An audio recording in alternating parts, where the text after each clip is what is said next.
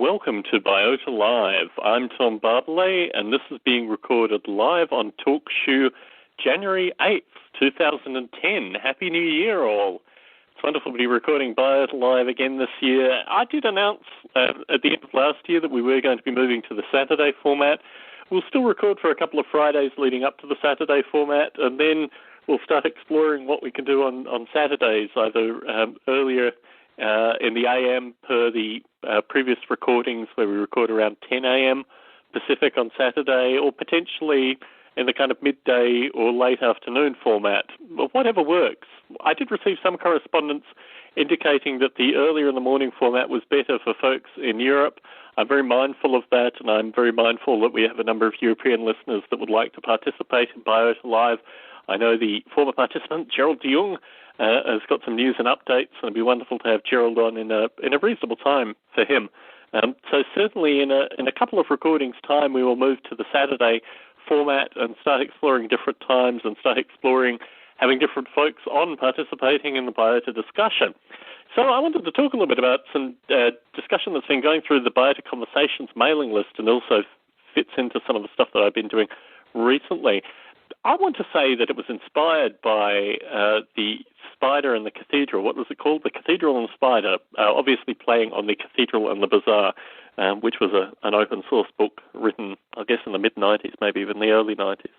And also Spiders Just Say No, the two podcasts that Dick Gordon, Gerald de Jong, Jeffrey Ventrella, and I recorded associated with simulating spiders and then simulating spiders on drugs. Well, there's been some discussion through the Biota Conversations mailing list recently about whether simulating psychoactive substances was something that could be done and was of interest. And this came from Eric Burton, but also Dave Kerr.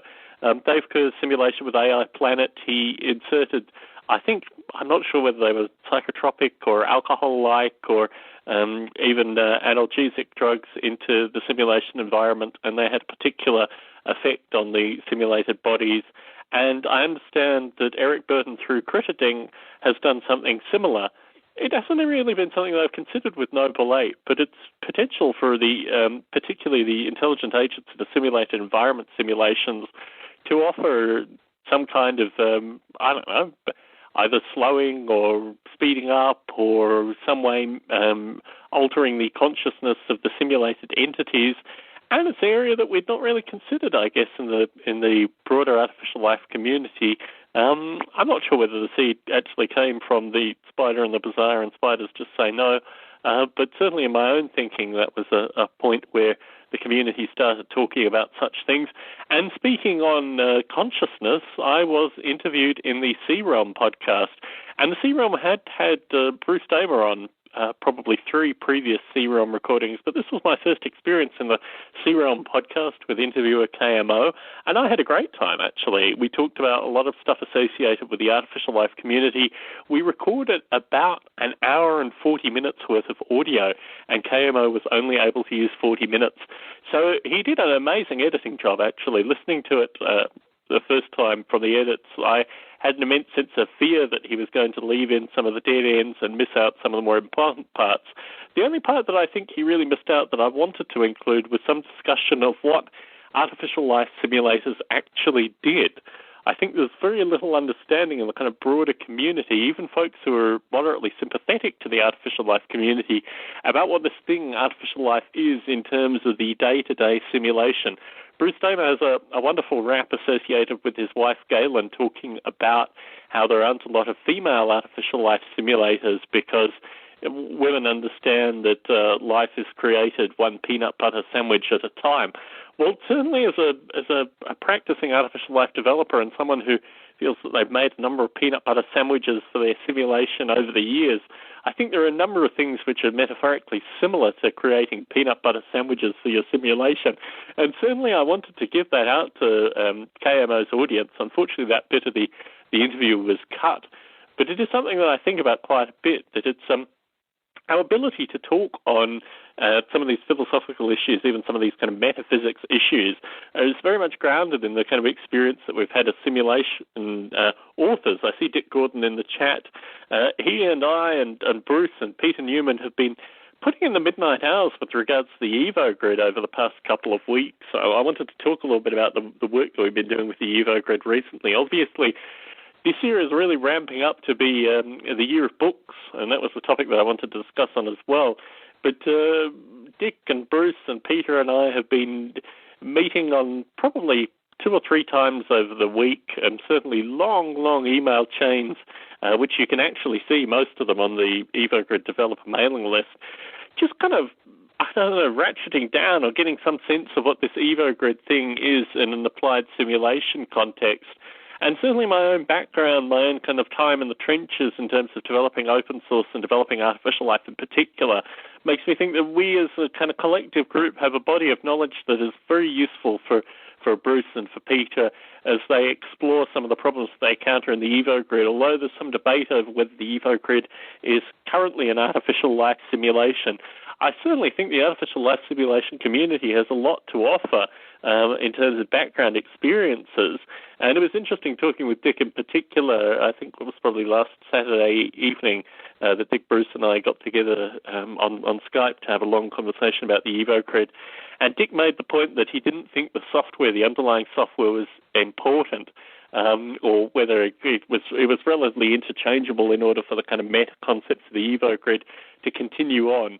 And that really shook me as an artificial life developer. I think, and probably talking to people like Jeffrey and Gerald and Larry Yeager and Dave Kerr, and a number of the folks we've had on previously, John Klein, I guess the software is so intimately part of what we do that we really think of it as philosophy and the theories on top of that as really in some way going down and being replicated in the software. So certainly that was a thought that I took away through the week, that maybe Dick's point was actually right, that potentially we over-obsess about the software and don't see it really as something which is a disposable layer to the broader ideas that we are carrying over. And that was a theme that I carried through this week from the EvoGrid-related discussion. Bruce is in the period of just like a vast amount of writing, as I think a number of us are currently. So when he is at a time, it'd be wonderful to have him on the Biota podcast on Biota Live to talk more about the current instantiation of the EvoGrid, and similarly to have Peter Newman on as well. My most recent interaction wasn't actually with the EvoGrid development. It was listening to some audio that Peter, Bruce, and Dick recorded in Second Life, and I wrote down copious quantities of notes, which I kind of summarized into a series of questions, mainly to Peter, but also to Bruce and Dick. And yeah, it's an interesting project, the EvoGrid, as it kind of gets bolted down now onto actual software. Obviously, Bruce is continuing his visions of the EvoGrid, but I think that's probably the EvoGrid update that Bruce wanted me to provide.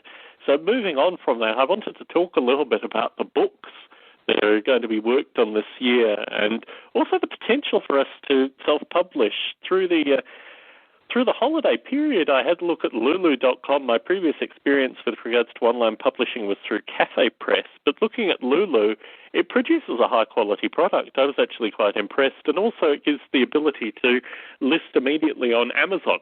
So you have a very real point-of-sales presence in terms of being on Amazon, and also it's relatively cheap.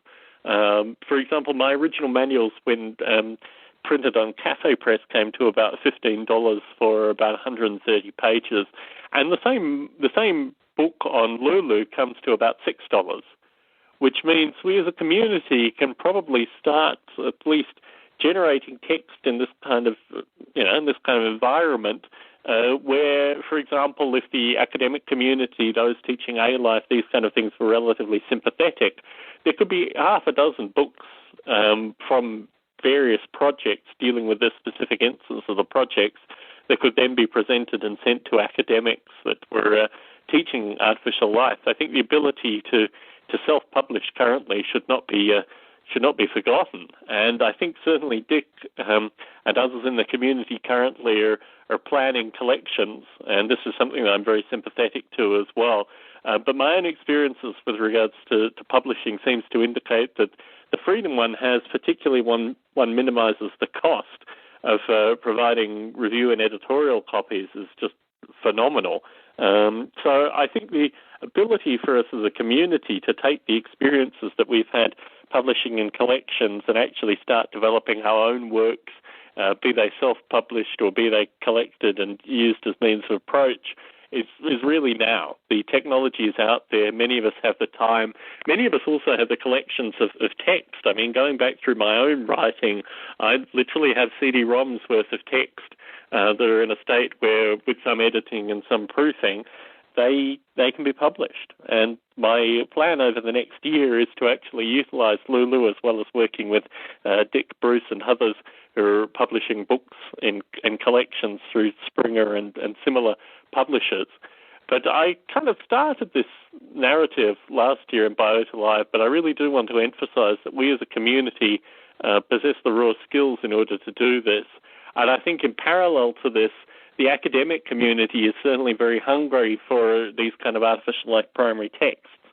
So we shouldn't consider that we need to go through formal publishing outlets. I think within a community we could probably create our own kind of proofing groups, our own means of putting together texts that, if they aren't useful for broader academics, at least can be utilized as kind of inspirational texts and things for folk who are listening into Biota Live and maybe want the ability to take some of the ideas that they hear in Biota Live and flip through them as a book.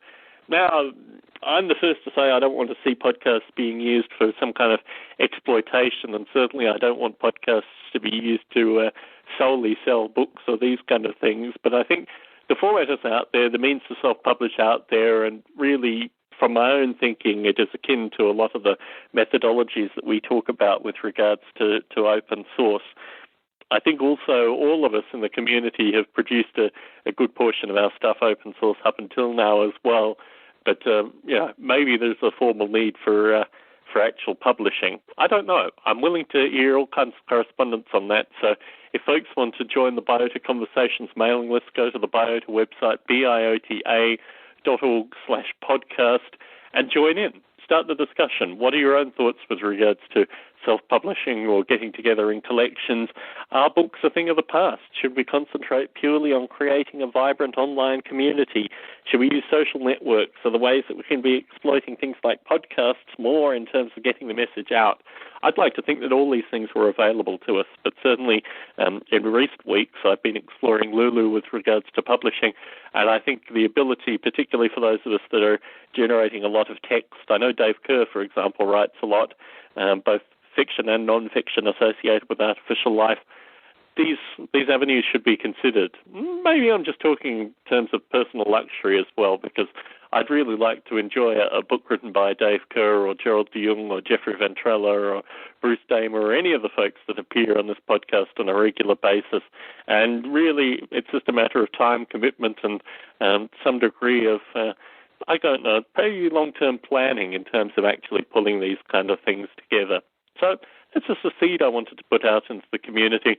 I know we have Dick Gordon in the chat, and obviously Dick's background with regards to publishing is long and esteemed, and he currently is talking about putting together at least 2 artificial life collections in the near future. And I know we're expecting to have Liz Swan on shortly, and Liz also has been talking quite a bit about the ability of the community to get behind a book or 2. So that was really that whole wrap about publishing.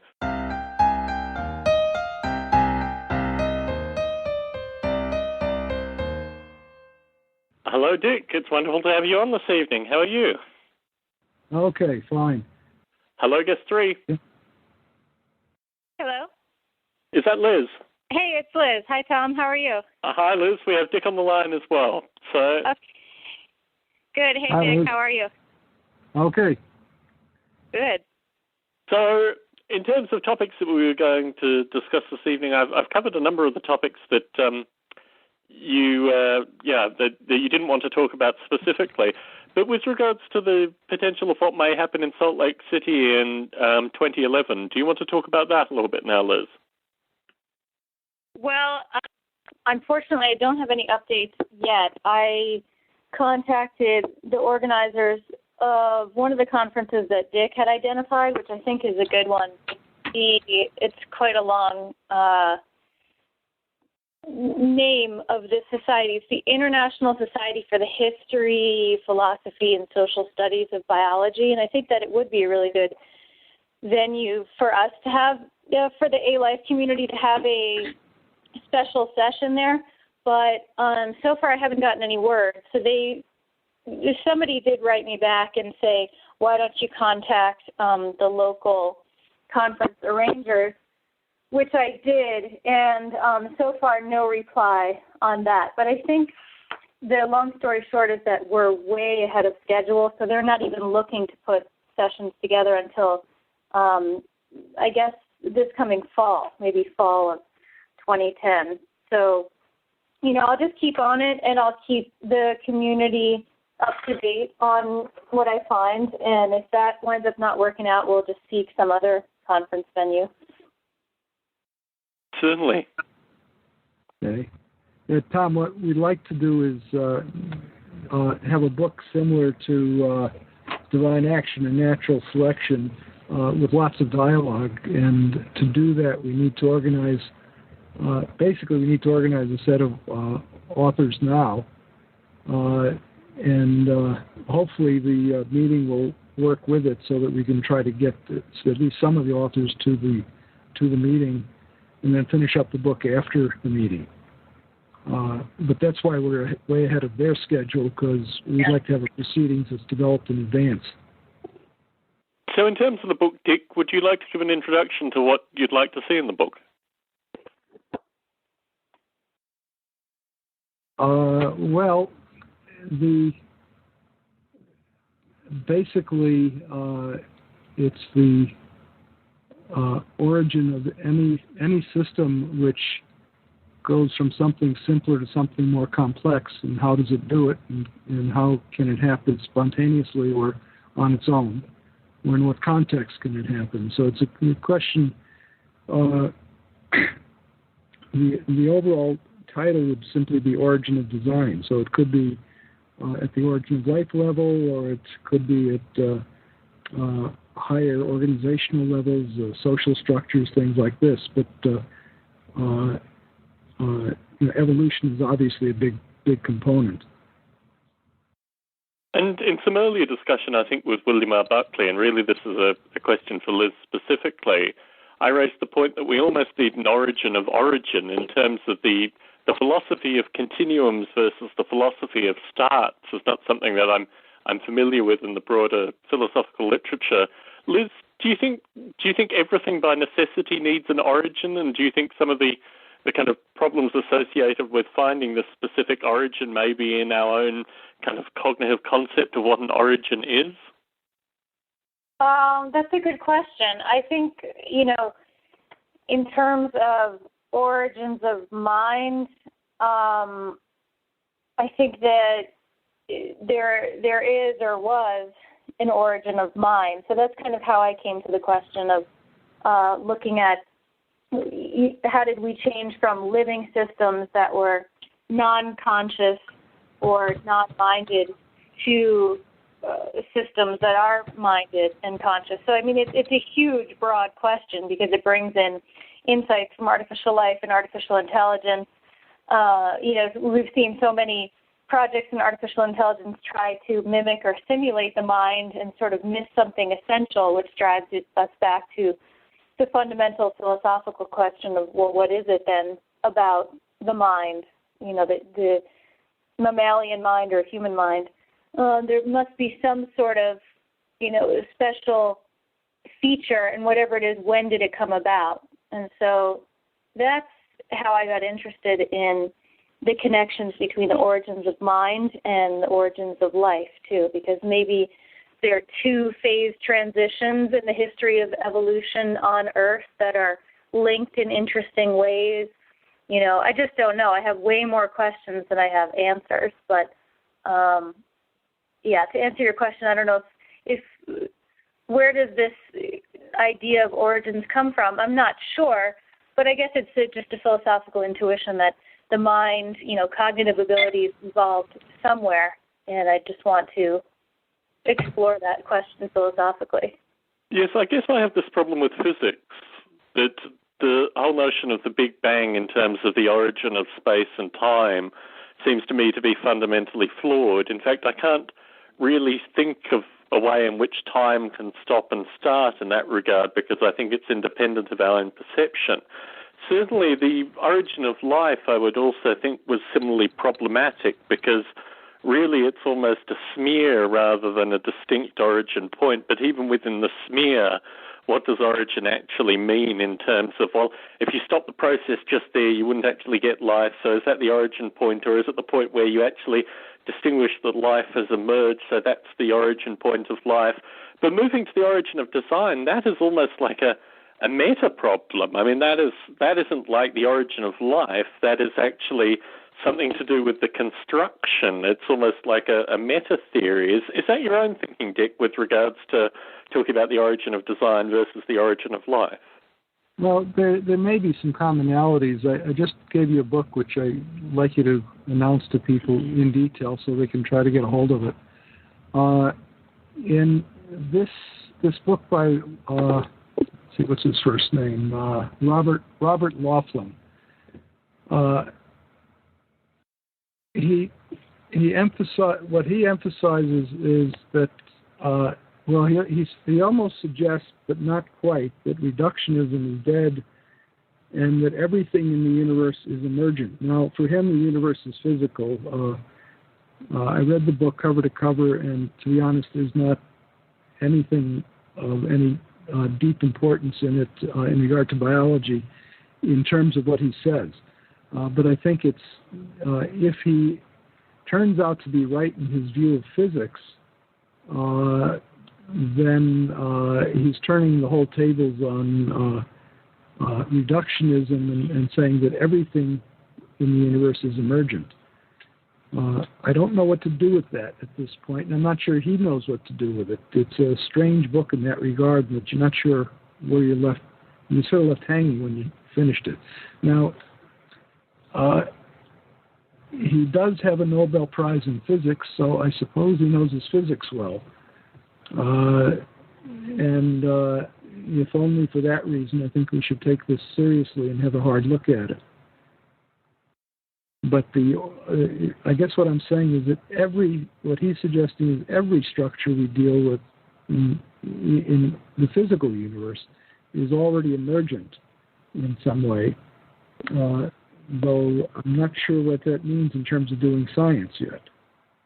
The other problem with the term emergence, and this came through our discussion with the Evo group with Peter Newman, there was a point where Peter Newman was describing Boyd's as an emergent artificial life simulation. And looking historically, I think when Boyd's first came out, people said, yes, it was an emergent artificial life simulation, but by contemporary AI standards, it can't be classified as an emergent artificial life simulation because the structure is so predetermined in terms of the fact that you're going to create a flock, that our own perception currently with regards to emergence in artificial life simulations means that it isn't an emergent simulation. So I think what you've caught here in Laughlin's work is this idea that emergence as a term, as it maps onto observations of systems, is something that is quite dynamic and I don't want to say evolving, but certainly linguistically as it maps onto actual science is changing even now. So my concern, I mean, really what you're describing is the origin of design problem, that basically linguistically as we map to these concepts, as they change the mathematics, the popular understanding of the mathematics, and also the kind of bleeding edge points that it's being used in physics and maybe even in simulation, does eventually get back to lay people that actually use the term. So I guess what struck me with regards to, and you proposed at the time a series of origins books, including Origin of the Universe and Origin of the Mind, and I just see the origin of life and the origin of design kind of fitting into these broader possibilities for origin books in the future. But we almost risk the problem of becoming dated very rapidly if we don't either define the terms in a scope which won't change or, I don't know, construct something which is removed from language. Does that make sense? No, because science continually progresses partly by redefining the words. I understand that. So but in terms of the actual insights it should, in reference at least, be independent of that in some regard, or do you think just by writing the book it will date itself? Well, go ahead, Liz. Oh, no, go ahead. I want to hear what you have to say. Well, I think because of some of these problems, I think it's important to have philosophers involved and watch carefully to see if they make any sense. But I think a lot of what's going on here is, this Laughlin's talking about reinventing physics. But I think he's doing more than reinventing physics. He's changing the order of cause and effect in a way. And it's very hard, having been raised in a completely, how should I say, reductionist atmosphere. This is extremely difficult for me to understand what on earth he's talking about.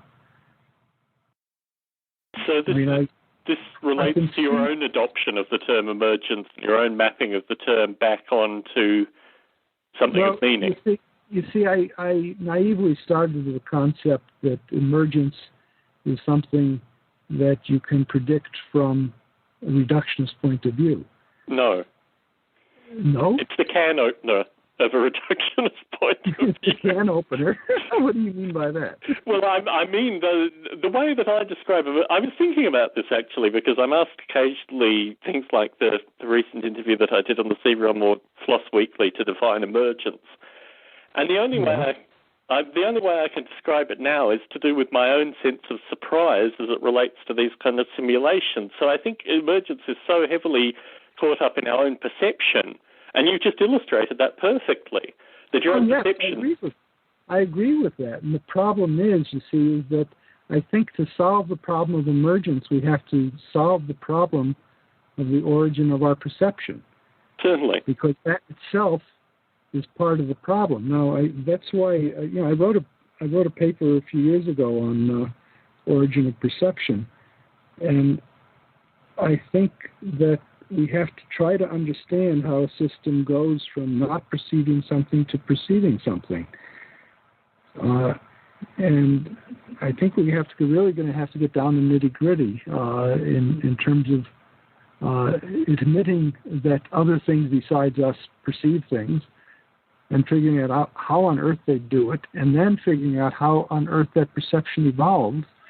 And the evolution of the perception will perhaps then give us a clue to this concept of the emergence of it. One way to put it is this. There are some people who like to say that each level has its own laws, and these laws are not dependent heavily on one another, on lower laws. And it's kind of like the universe exists at many different levels that are almost independent. And this is actually the source of my comment that it doesn't make a lot of difference which program Bruce and Peter use for the Evo grid, because if there's an emergent phenomenon that comes out of it, it's going to emerge pretty much from any program they use. You also made another interesting point in that discussion, which was, and my mind has gone blank with regards to the specific term, but it related to a kind of weighting of complexity, where you actually explore the simulation space that was, you weight your search based on the complexity. What was that term? No, it's not complexity. It's called importance sampling. Okay. And I've got there's a fellow, Maven Kalos, who's written a book on Monte Carlo methods, which includes discussion. He's done research on importance sampling.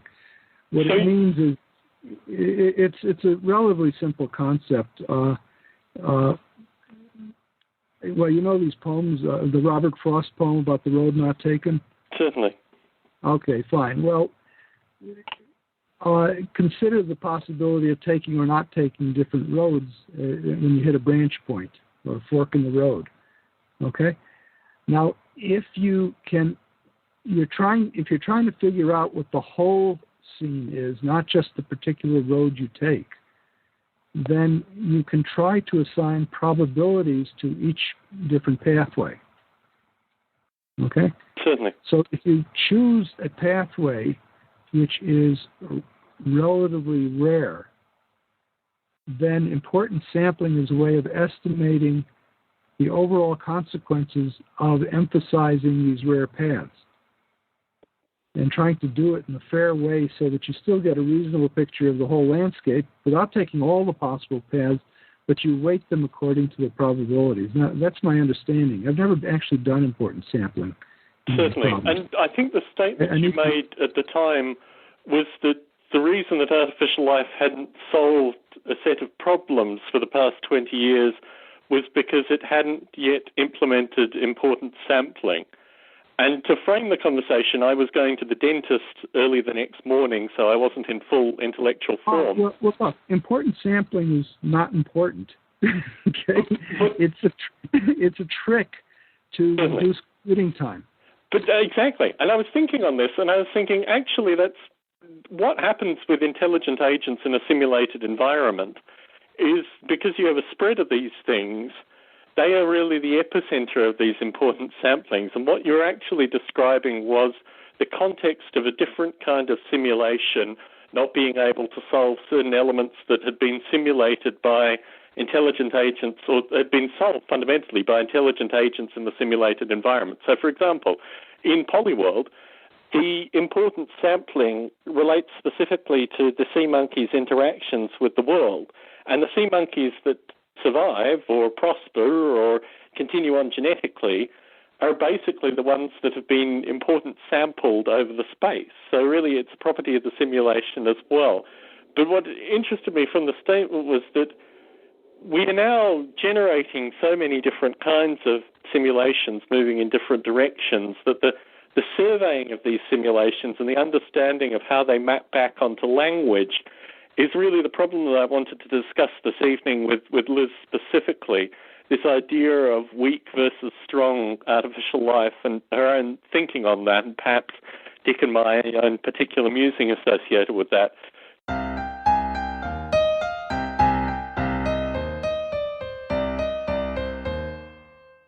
Liz, would you like to offer a definition as you see it with regards to weak and strong artificial life? I don't want to offer a definition on that. That's one question that I remain agnostic on, which Dick Gordon pointed out in the last Biota Live conversation. In my paper on artificial life, I address the question and say some A-lifers believe that their creations are alive, which I take to be the strong A-life position, and some don't take them to be really alive, but respect them for simulating or emulating particular processes that living systems do, and that's good enough for them. So I, as a philosopher, I'm agnostic on that question, and it seems like there are a lot of strong intuitions one way or the other that I'm more interested in hearing about than in taking a firm position on right now. Would you like to start, Dick? Yeah. Why don't you call William in? He's online here. He's got some strong opinions on these things, I think. Strong. Okay, tell me the question again. Okay. I guess the question is how to distinguish between the strong A-Life program and the weak A-Life program. Well, for me, the strong A-Life program pretty well equates to wet artificial life. I am skeptical that what we're doing in computational artificial life, that is software, can reasonably be considered to be alive as compared to biological systems. Mm-hmm. The reason for that is largely related to the fact that computers are essentially deterministic environments, and they're discontinuous as well. And living systems as we know them are in a continuous environment that includes both determinism and indeterminism. So I'm not really sure that, I'm not convinced that software-based artificial life incorporates enough possibility. The possibility space is too small in my view. Whereas in wet artificial life, the possibility space is the physical universe. And I haven't heard any really good arguments, counter-arguments to that. I do know that Tom Ray tends to argue that the systems he's building are alive. Right. At that point, it becomes an issue of definition. So, the distinguishing characteristics are not so well understood. We as humans can look at something and know whether it's alive or not by its behavior. Can we? So far, all of the systems that we have available that we can view, humans, biologists particularly, would say that's a rock, that's an automaton, that's a living creature. That rock is actually a lithosphere containing live bacteria. I'm afraid you're wrong. Well, also, there's a difference between the rock and anything which you can magnify to view. So the argument you're giving is specious. Not really, because the rock itself is modified by the organisms and vice versa. It's a substrate. That's true. It might be a substrate, but that doesn't mean that it's living. It doesn't mean that it has metabolism. It doesn't mean that it reproduces. It doesn't mean that it respires. None of those things. Okay. So now we're exploring what your particular view of living means here. Okay, let me take an extreme point of view. I had a minor operation where I had to be put out in total anesthesia. Now, my memory goes up to the point of feeling the drug coming into my veins. And then, after the operation, I was suddenly awake. Okay? And it was a rather startling experience because, I knew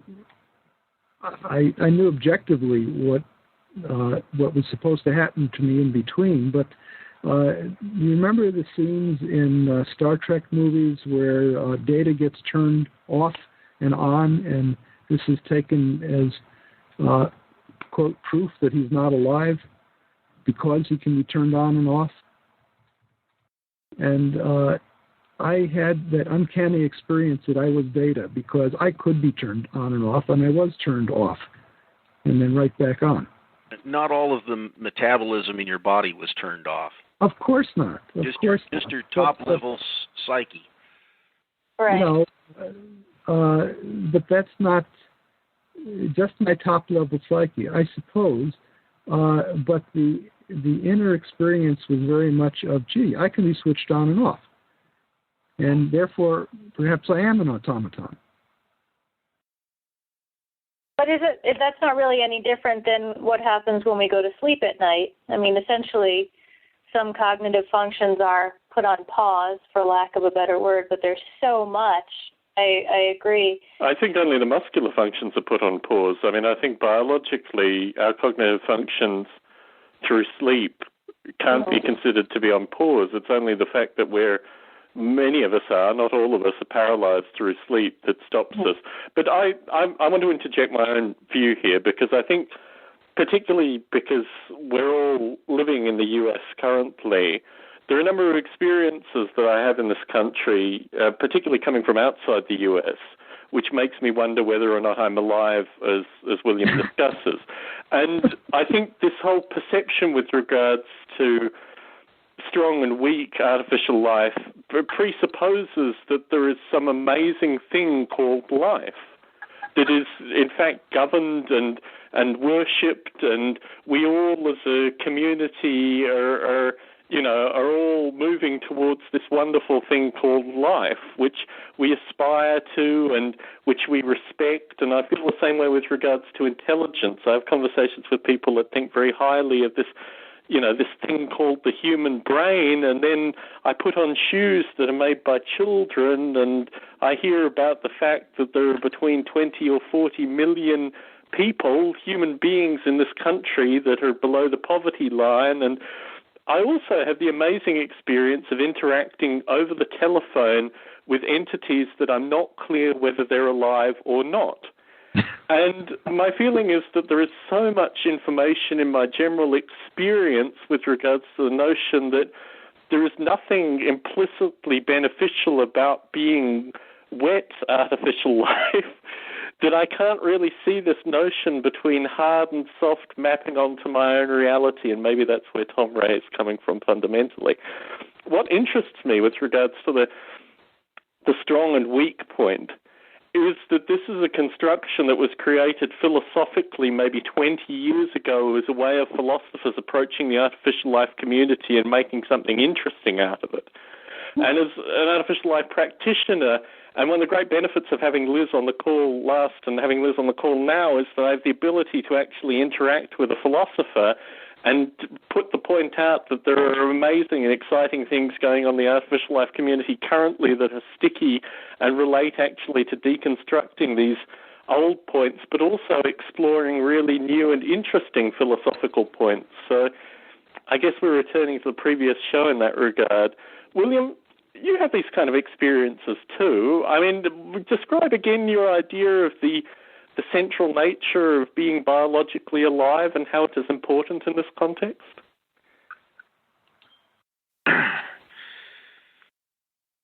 The essential nature of being biologically alive. Well, let me rephrase this.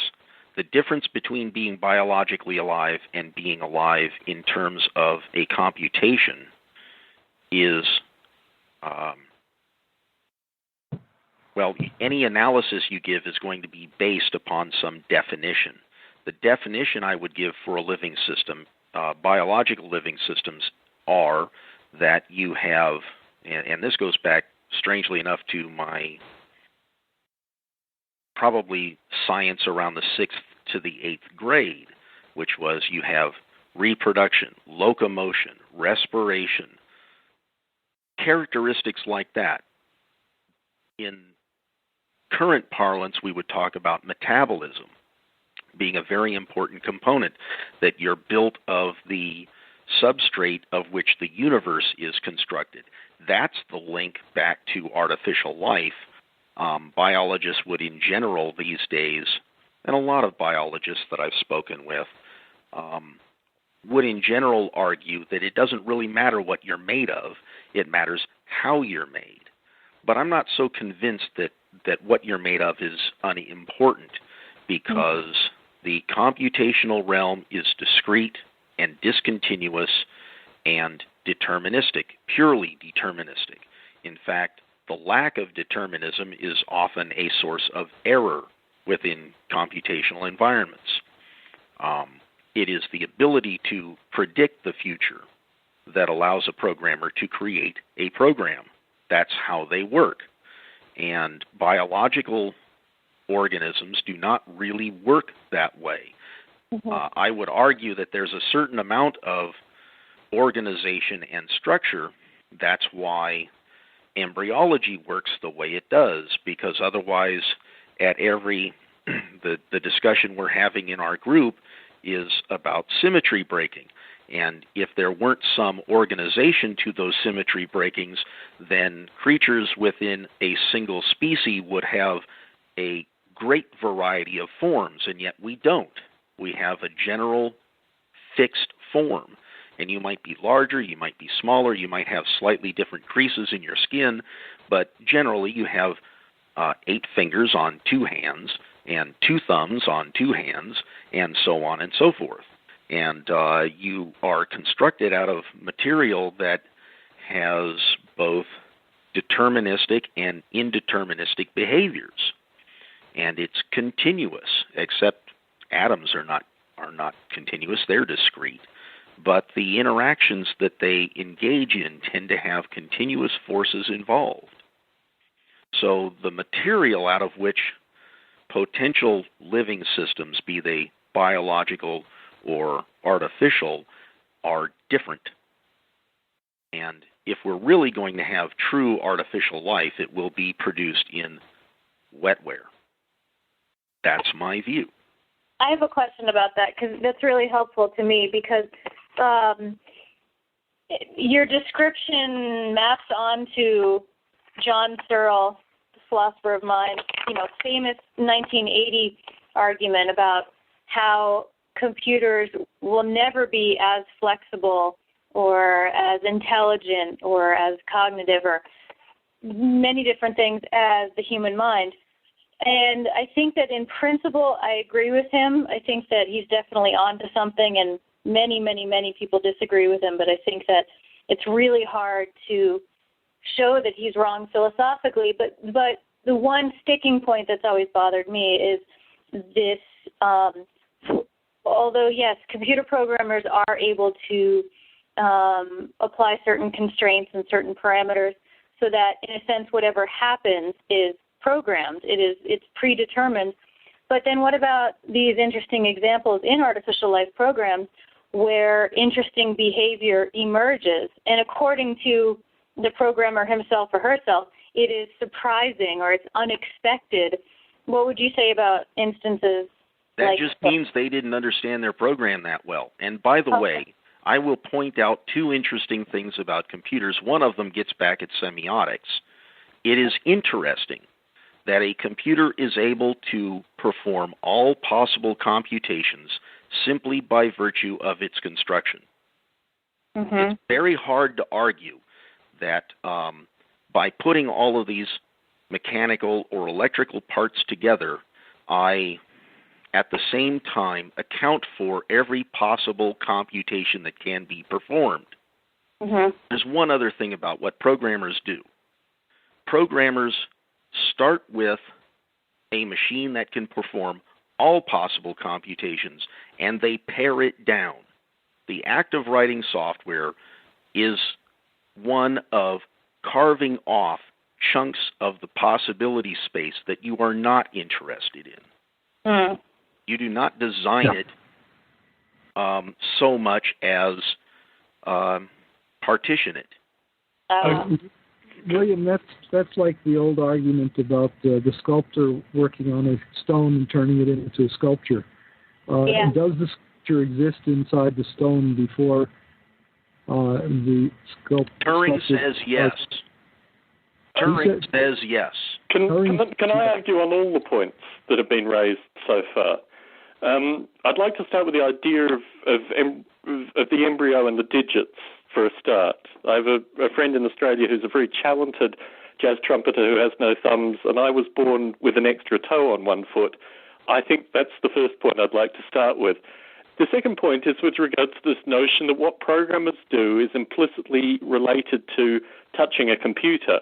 And I think the examples given could also be done with regards to lawyers, politicians, economists, a wide variety of folk that interact with systems and try to apply constraints. Other systems may be computational, but that doesn't give away they're not. I know. Here we're fundamentally arguing about what it is to be computational. I want to take final issue with regards to that point, because I think what we are doing in software is not, in fact, analogous to stonework. What happens with regards to the way hardware is designed is that it's not that the software channels down what the hardware has done. It is that the software needs to actually find new ways of exploiting and optimizing, and in fact can increase the power of aspects of the hardware through elements of design and perhaps other things. So the idea that what you do is you start with a Turing machine that you are in fact reducing down doesn't mesh with the kind of experiences that I've had dealing with hardware engineers in terms of writing software from it. It is not something where we are concatenating in writing software. We are in fact lasing in the hardware and producing something which is far more than what is created in the hardware. It's a concept of gestalt which Turing would 100% argue against that. The fact of the matter is that the basic Turing theory is that the machine can compute all computable computations. Certainly. Period. Certainly. And it starts off with that capability regardless of what anyone does after the fact. But within contemporary vector processing, even that paradigm is broken. No, now you're just talking about throughput issues. The paradigm hasn't changed. You haven't added by parallelization a computation that couldn't be performed before. In fact, all computations, whether they're P or NP, can be performed. The question is, how long do you have to wait for the answer? NP problems are simply intractable because of their overall complexity, but it does not mean that they can't be computed. In theory. In theory, they can all be computed. The issue is, how long do you have to wait?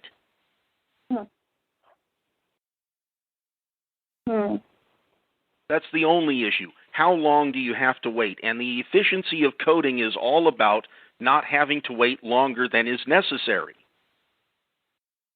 But it isn't a property of the hardware, nor is it a property of the constriction of the software. No, the property of the hardware is that it can compute all computable computations. End of story. So you're removing the time characteristic because you say that the time characteristic doesn't actually affect the software? It just takes longer to do that? I said it doesn't affect the machine. The Turing machine can compute all computable computations. Now you're going to take the notion of a Turing machine and implement it into physical example. And when you do, you impose additional limitations such as on the von Neumann serial processor, it can only perform one addition or one subtraction or one multiplication or one division or one test at a clock tick. And parallelization is all about being able to perform more of those operations per clock tick.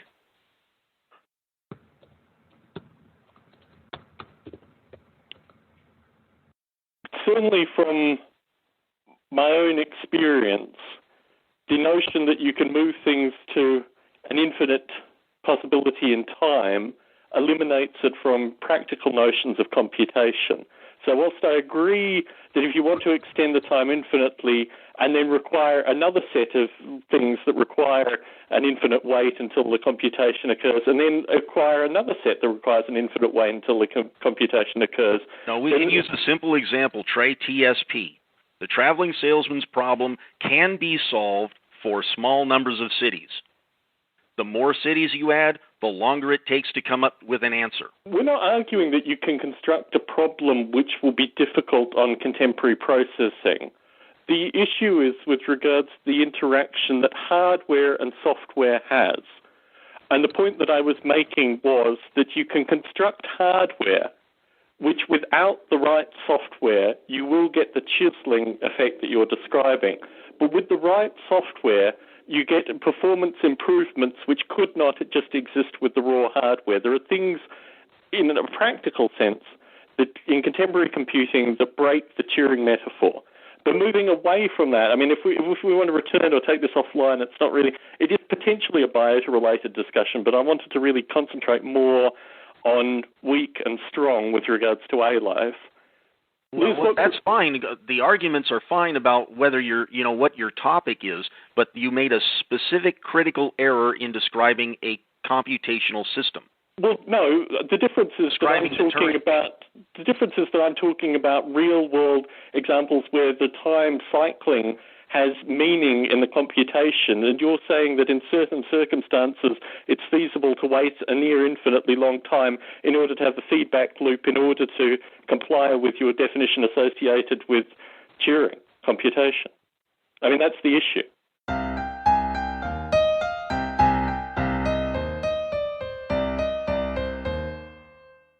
So there's been a prediction that we're going to hit a limit on the so-called Moore's law about speed of computers, at least in terms of single processors. We can probably surpass Moore's law by going parallel, but the the assumption there is that we're going to continue to build deterministic computers, and once we hit a quantum limit where they're no longer deterministic, we've got to do something different. We either go parallel, or this notion of quantum computing succeeds or does not succeed, or something like that. But let me suggest there's a third way, and that is to keep making computers smaller and let them hit the point where they are no longer deterministic, and just keep going right into that realm. It would kind of, how shall I say, computing would then become a very different kind, programming would become a different kind of thing, because you're always dealing with a substrate, which is a computer that's not going to do the same thing twice when you run your program. So you get rid of the determinism of your computers. And the question is, can you have a useful computer language that's dealing with a computer that's not reliable? Also, is it a human programmable language? I mean, that's what it fundamentally resolves on, or whether it's something else. Well, let me put it in a simple word. I came up with this notion a long time ago, and I called it fault-tolerant algorithms, building on the concept of fault-tolerant computers. Fault-tolerant computers try to come up with a deterministic result despite components being unreliable. A fault-tolerant algorithm tries to come up with a reliable result despite the whole computer being unreliable. Now, what I'm suggesting is if we went for that kind of computer, we would start entering the realm at which William is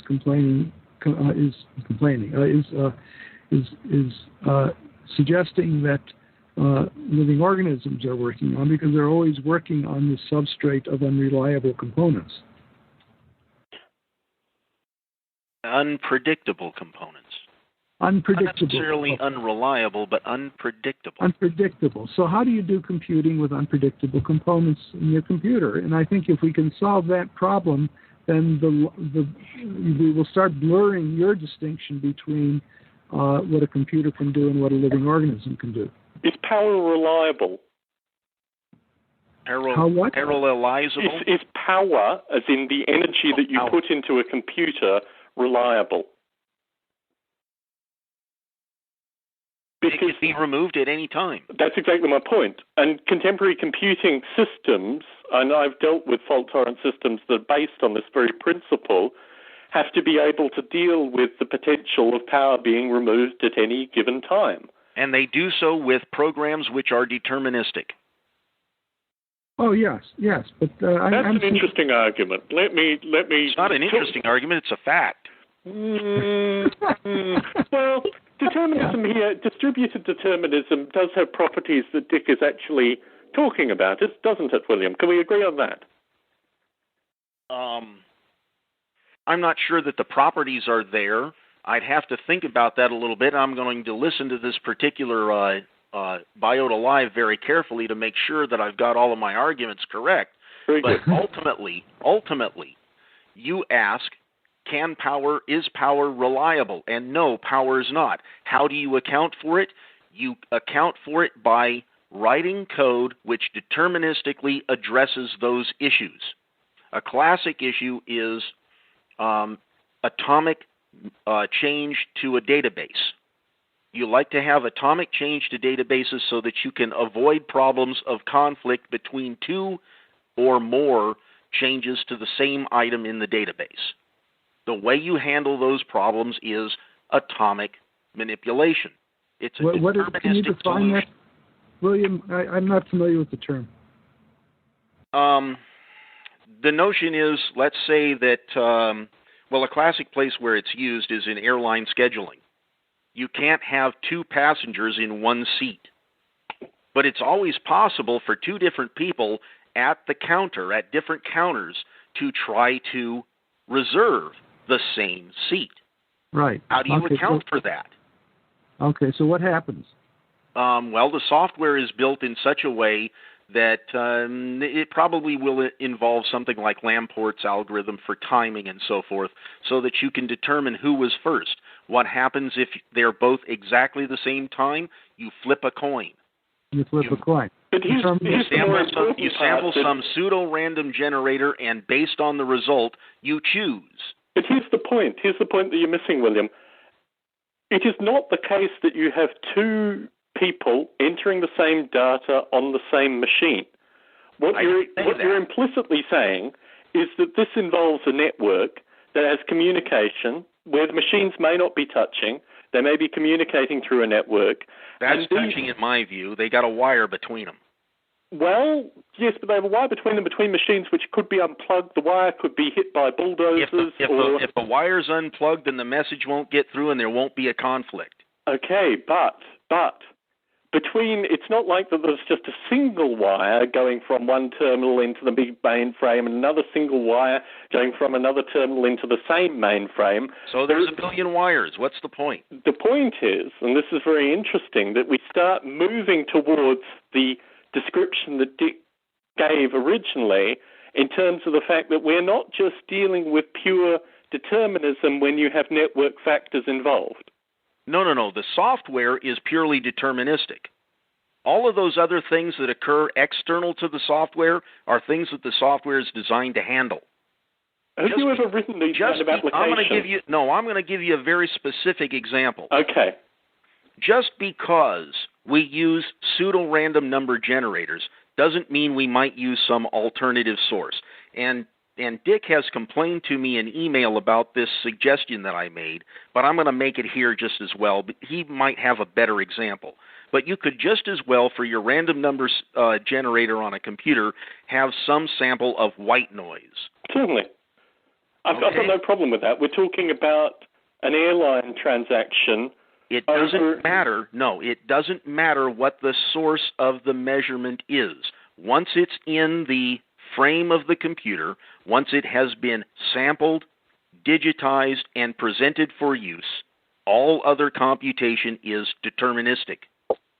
It doesn't matter what occurs external to the machine. The machine itself is deterministic. And we go through great lengths, great efforts to ensure determinism within our processors. That's why we use error-correcting codes to eliminate all sources of indeterministic behavior. Have you ever written software in high noise environments? I've written software in many noise environments. Try solid fuel rocket motors or liquid fuel rocket motors that go out into space.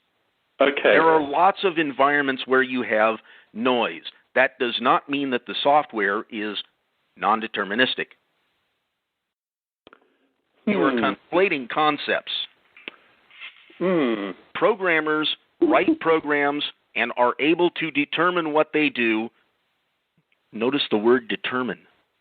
Yes. Because of an expectation of deterministic behavior, period. Of the computer.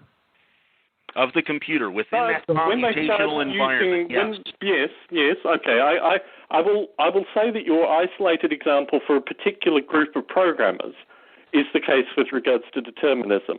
However, I've certainly encountered a number of problems that particularly relate to network traffic, and the rocket example isn't a good example because you're basically dealing with a communication which is being interacted with and having noise in like it's a one-to-one communication correspondence with the noise being aided over that component.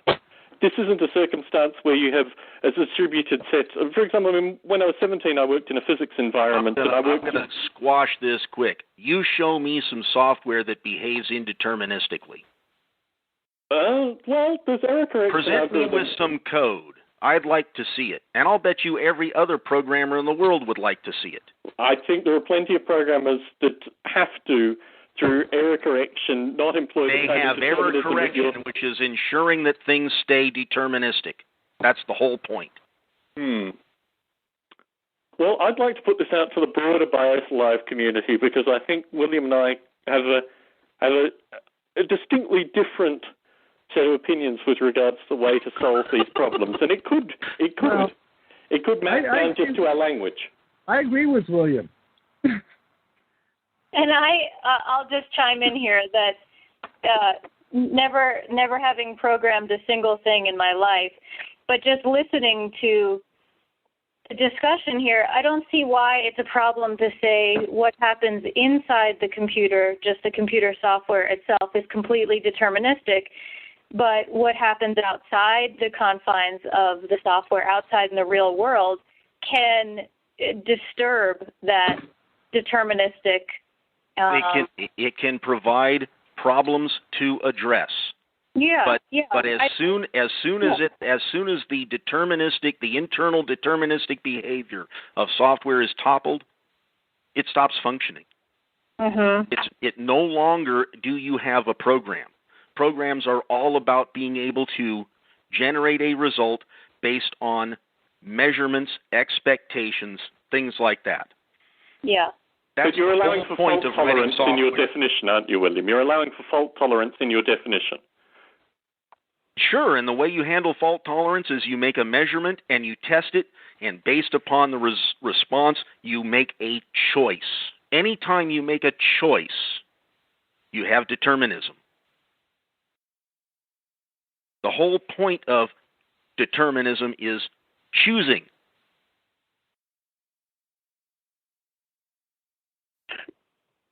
Yeah, so I don't understand, I guess, what the argument is, essentially, because isn't it a point of agreement that if the software can be completely deterministic, but extraneous or external factors can challenge that determinism? Not challenge the determinism, but provide alternative issues that must be addressed. What a programmer does is predict the future. And the way they do this is they write code to handle every possible contingency. Mm-hmm. That's what it is contingencies. William, now I'd like to get back to your notion of suggesting that wetware is a different situation. What you're saying is basically that a computer program is written on the faith that the computer it runs on is going to act in a deterministic fashion. And the way we get the computer to do this is by making sure that it exists basically in a Newtonian physics environment. And that you get, if you look at Laughlin's book, he talks about computers, and basically that's what he's saying. By keeping well above the quantum world level, we can make sure that our computers behave in a deterministic fashion. Yes. Now, the distinction you're making with wetware is because wetware works in the real world, it doesn't have that luxury. It's always affected by these quantum level events. I'll agree with that, yes. But why can't the wetware be deterministic I'm sure wetware, by William's definition, in terms of the interaction, is deterministic.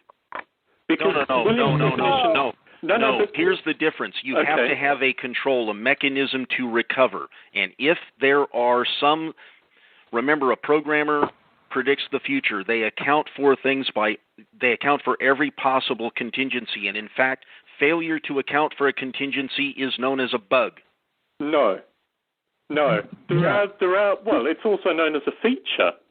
Well, sometimes you don't like to fix bugs, and therefore you put it in the description as being a feature. But in a very simple way of looking things, if you don't account for the contingency, it's a bug. Let me understand this here.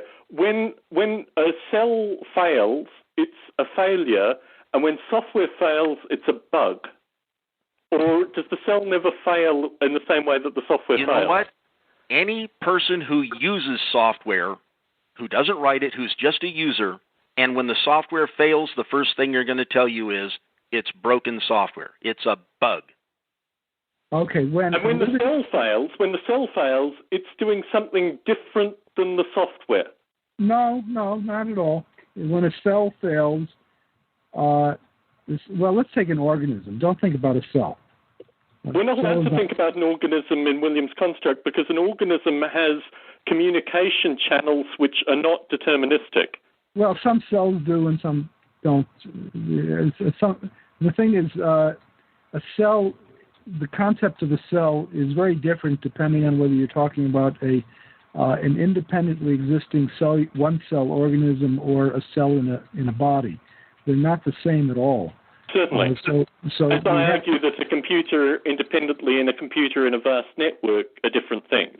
If you want to call it a bug, I'll agree that it's a bug. But the fact of the matter is that it occurs in a different environment. A program, at least in Williams' concept, is something that has boundaries, and so does an organism have boundaries. An organism may nevertheless exist in an ecology, and of course interact with that ecology. But suppose an organism does not have a quote program in it that to account for some particular contingency. Well, then what happens is it dies. Typically, it dies or gets killed or gets eaten or something like that. So it's failed. It fails.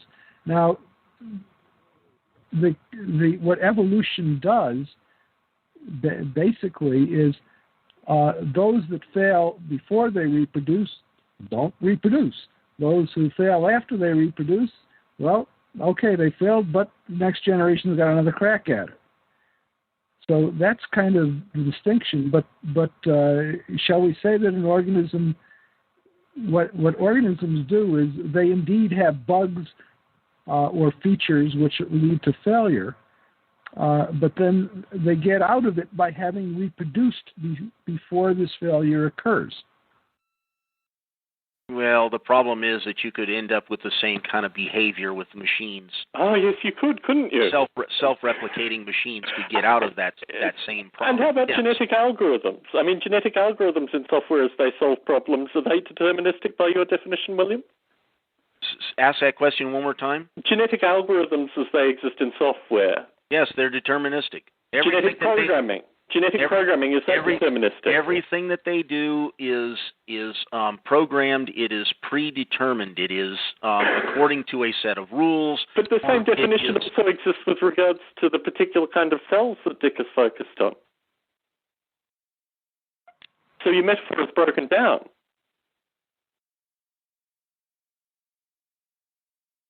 What we were discussing was the difference between a deterministic environment and an indeterministic environment. By your specific definition of that term. Well, I don't think that my specific definition is particularly different from the average physicist. Well, except the average physicist isn't dealing with, well, in theory they're dealing with computational systems in some regard, but they're not dealing with the same kind of finite computational systems that you describe within a computer. Yeah, and that's one of the problems with computers is that they are finite. Or the problem with physics. Even a Turing machine has certain finite characteristics to it. Or the problem with physics is it's infinite. An organism is finite too. Yeah, exactly. So what's the distinction between an organism and a computer program? William?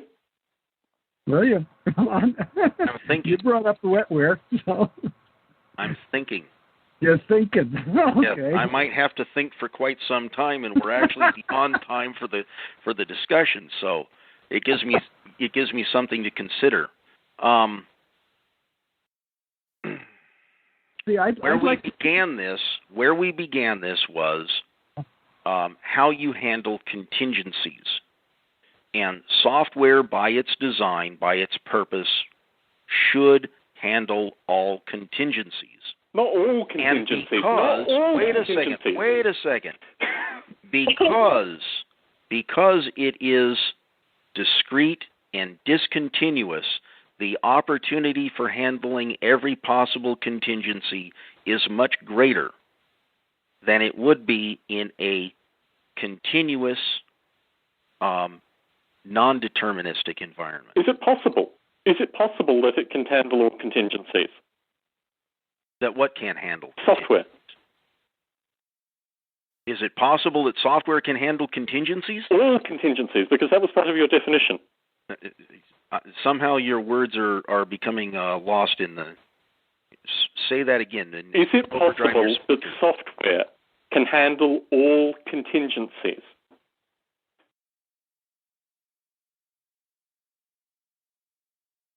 Within a well-defined problem, yes. Yeah, that's the circular definition. I would have to agree. The problem is that it's a circular definition for the machine itself. A Turing machine can compute all computable computations. That's a very circular argument. Okay. Yet it is the definition. Okay. Now, It's your definition. No. It's a widely accepted definition. Okay. So look, let's start making the Turing machine components smaller and smaller, so they become unreliable in the quantum sense. Okay. What happens to the performance of that Turing machine?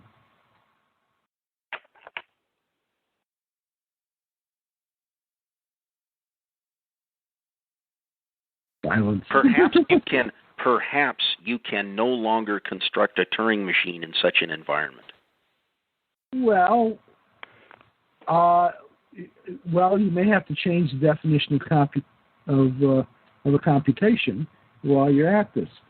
But on the way down to the quantum level, it's going to hiccup as we start approaching it. Well, see, the problem with the quantum level is I've read a lot of material, little bits and pieces here and there, and the suggestion is that somehow you can put into this quantum state every possible piece of information. Oh, no.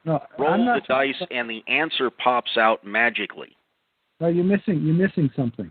No, I'm not talking about what people are calling quantum computers.